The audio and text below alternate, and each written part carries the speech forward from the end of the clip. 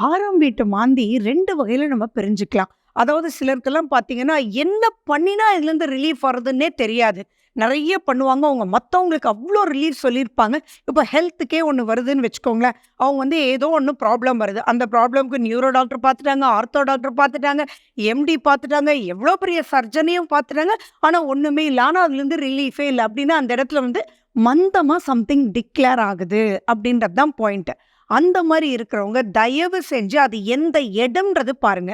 உங்களுடைய 6ஆம் வீடு ரொம்ப ஸ்ட்ராங்கான இடமா இருந்து, இப்ப நடக்கிற திசா புத்திகளும் ரொம்ப உங்களுக்கு அன்ஃபேவரபிளா இருந்ததுன்னா, இது மிகப்பெரிய தாக்கத்த குடுத்துருது. கடைசியில தேவையில்லாம சர்ஜரியே தேவையில்லாம சர்ஜரி பண்ணியெல்லாம் மாட்டிட்டு இருக்கிறவங்க, ரொம்ப பெரிய ப்ராப்ளம்ஸ் பார்க்குறோம். அப்படி இருக்கிறவங்க தயவு செஞ்சு மாந்தி பரிகாரம் வீட்லயும் பண்ணுங்க, கோயில்லயும் போய் பண்ணுங்க. ஏதாவது ஒரு ரிலீஃப் உங்களுக்கு வேணும். மாந்தியினுடைய ஸ்லோகங்கள் கண்டிப்பா நீங்க சொல்லுங்க. இதெல்லாம் செய்யும்போது நித்தியமாவே நீங்க அத பண்ணிட்டு வரும்போது, அந்த மாந்தின்றத நெகட்டிவ் ஆஸ்பெக்ட்லேருந்து உங்கள மந்தம் இல்லாம காமிக்கும். பாசிட்டிவ் ஆஸ்பெக்ட்ல மந்தம்னா சரி பரவால்ல. ஆனா நெகட்டிவ் எது எப்படி வெளியில வர்றதுன்னே தெரியலன்னா, அது மிகப்பெரிய ஒரு சேலஞ்சா அமையுது.